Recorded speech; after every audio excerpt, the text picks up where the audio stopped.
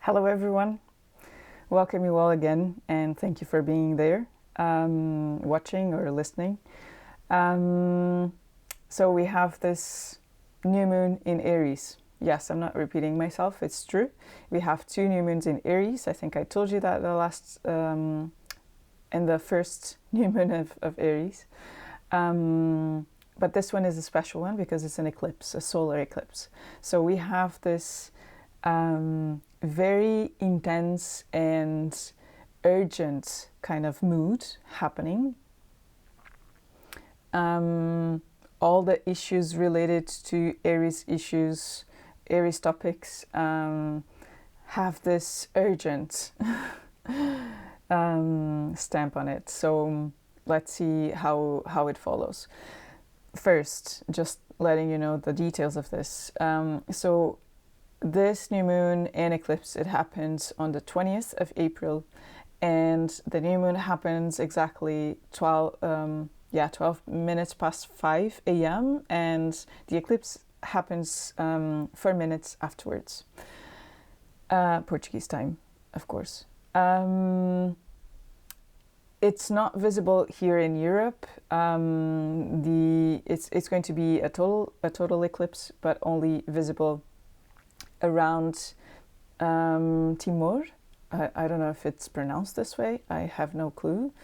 But basically around Indonesia, Philippines maybe, Australia, so in that part of the globe.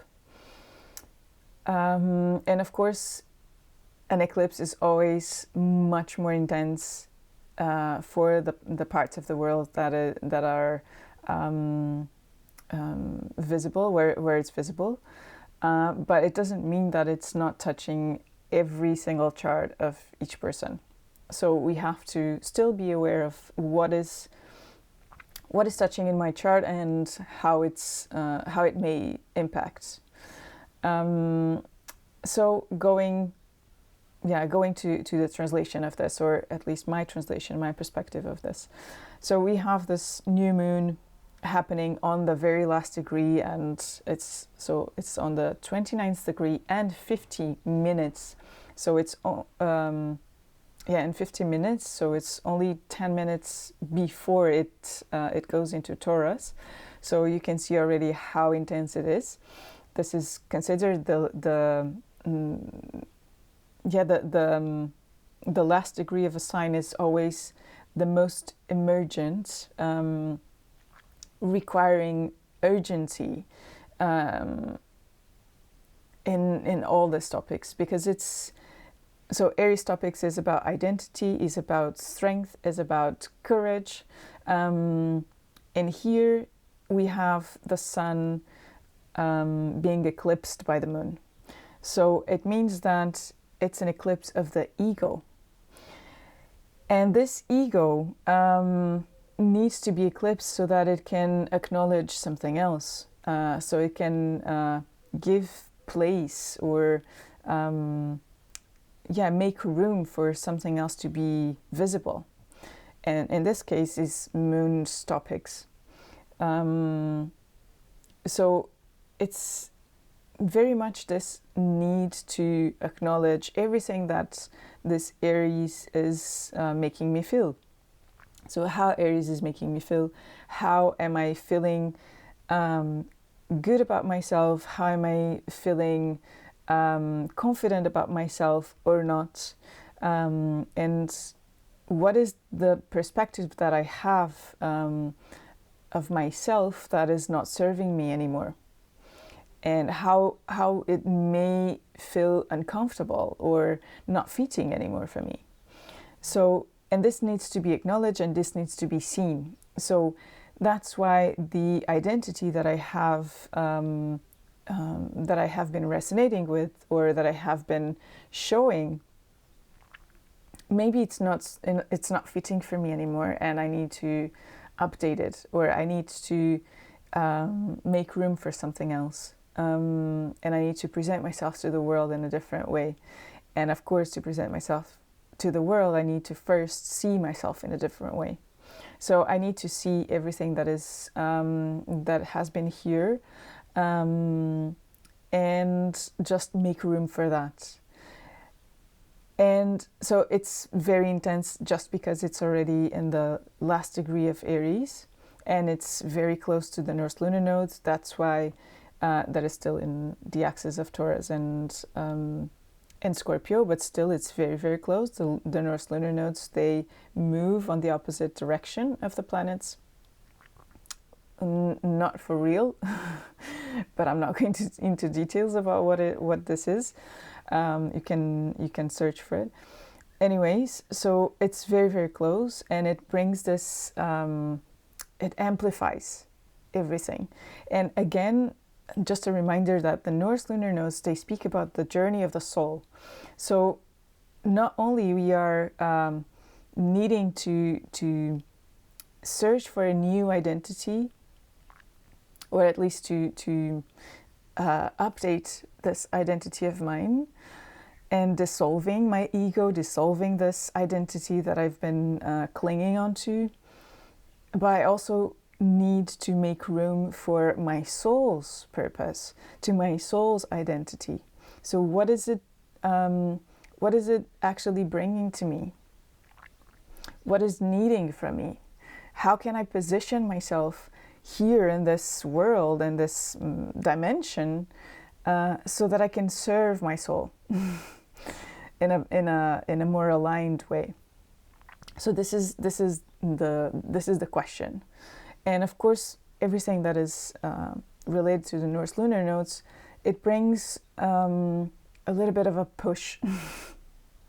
Even if we are not really willing to go there, or if we are afraid of going there, we kind of feel a push from the, if we are not already feeling that from the inside, we will feel the push from the external world coming. And so this is very important to acknowledge that everyone is going to go through something through this eclipse. And just a reminder, this is just the first eclipse happening this year. So we are starting the eclipse season. And of course, it brings something to the surface. And not only because of that, but also because it's still close to Jupiter as well. And Jupiter is the amplifier. So it brings again this moon to a spotlight.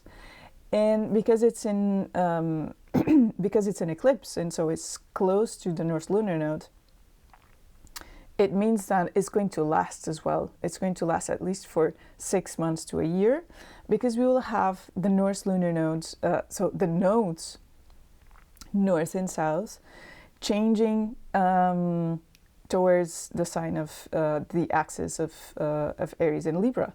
So these are going to be points in the zodiac that are going to be triggered along the way throughout this 6 months to a year. So it's going to be activated along the time. But it means that it's going to bring something to the surface very, very soon.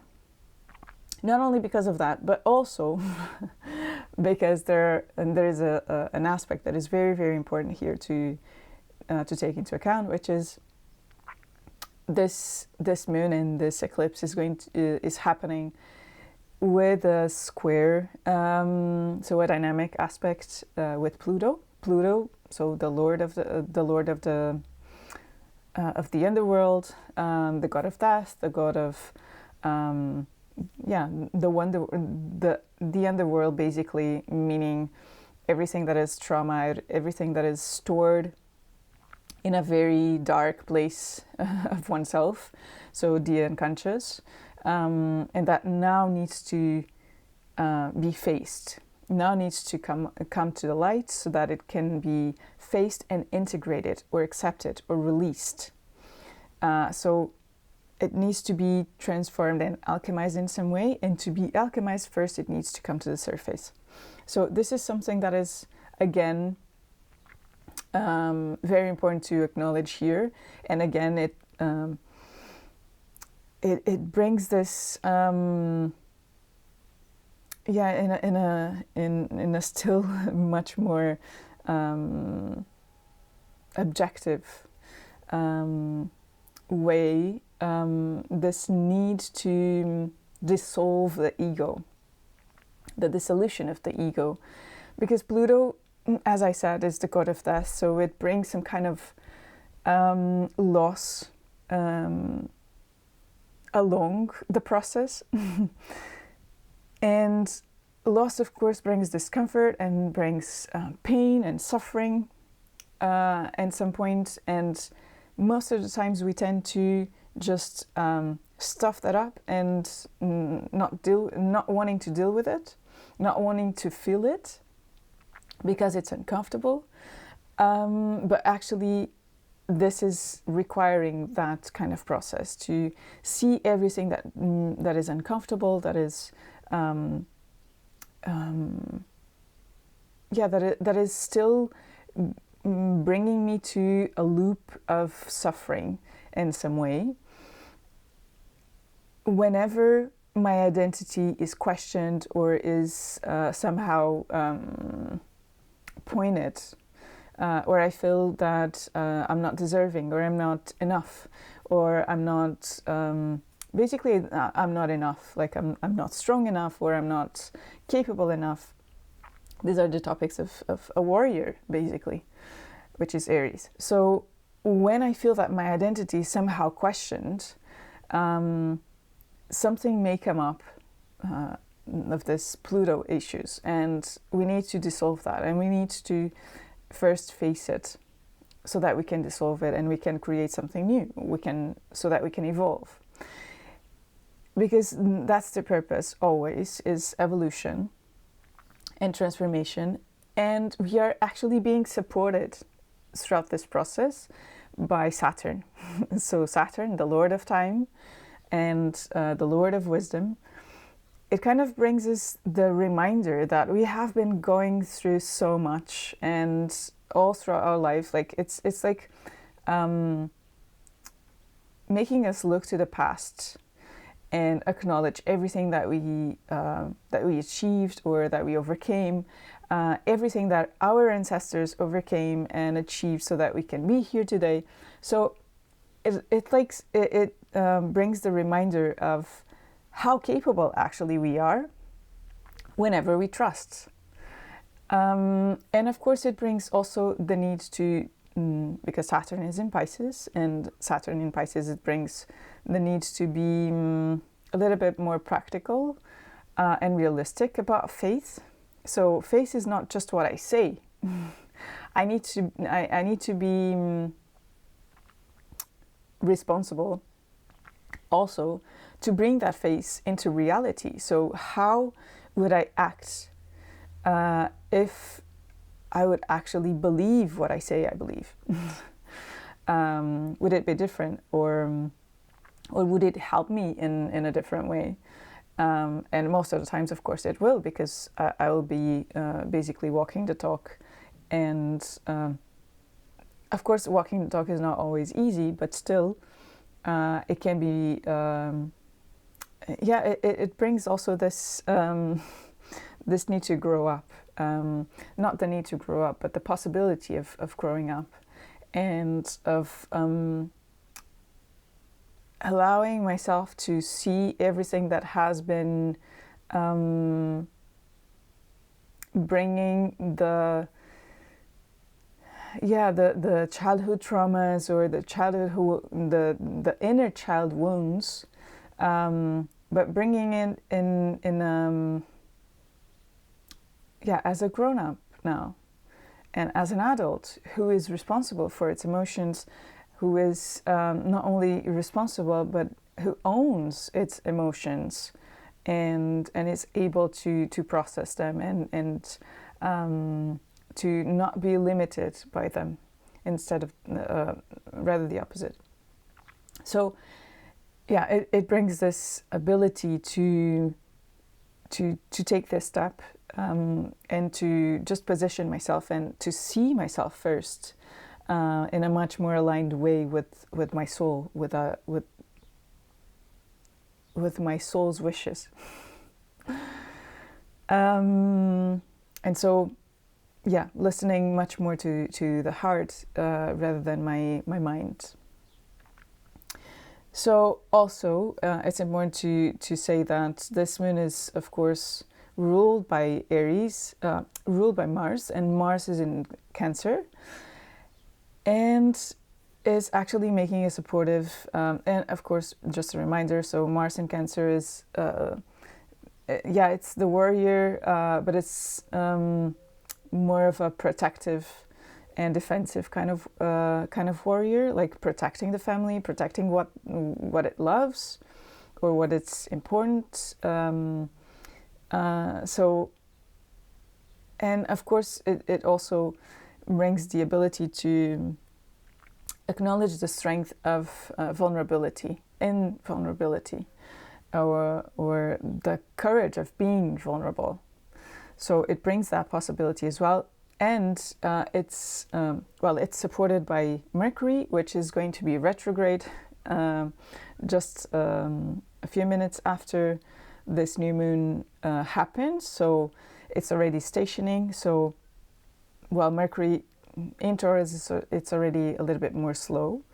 It requires us to take time to work with our hands, to speak less and work more, basically, and put our hands in action.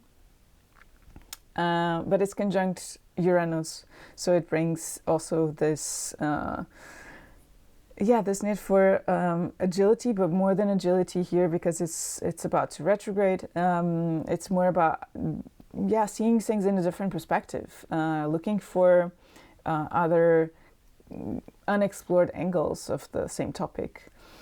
So rather than trying to move fast and trying to be agile, it's about like looking for different options and different perspectives, and trying something new. So being innovative in some way, being somehow bold, but still in a cautious way, because it's going to retrograde. But then again, it's a slower pace. Although we have this urgency of this new moon, it's more of an internal feeling.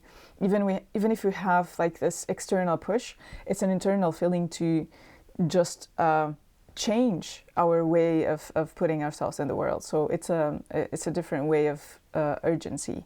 It's not of doing something fast. It's about changing the way that I see myself and the way that I put myself in the world, in a different way. Faster, because we have to adapt. But it's also, as I was saying, the courage of vulnerability, quoting Brené Brown, because it's also in a dynamic aspect, in a square with Chiron in Aries, and we've spoken about Chiron in Aries for the last full moon, I think, because it's this need to see my strength in a different way, to see my abilities in a different way, and to acknowledge also and accept the wounds that I have, and see other abilities that I have as strengths. So this is we have Venus in Gemini, so it's about connecting with each other again, reminding us that Mercury, so the ruler for Venus, is about to retrograde. So take it slow, take it cautiously, and it's about it's about connecting, but still being very grounded, and still being a little bit more inwards than outwards. So I hope this can bring a little bit of, maybe not just so much clarity, because for that you would need a personal reading to understand exactly what this is touching in your birth chart, and what are the activations that this is bringing for you personally, but still that it brings some calmness into your spirit and into your soul, so that you can welcome all the insights and all the invites from the cosmos into your personal life. And we'll see each other again for the full moon of Scorpio, also also an eclipse. So we'll see each other there. Bye bye, and see you very soon.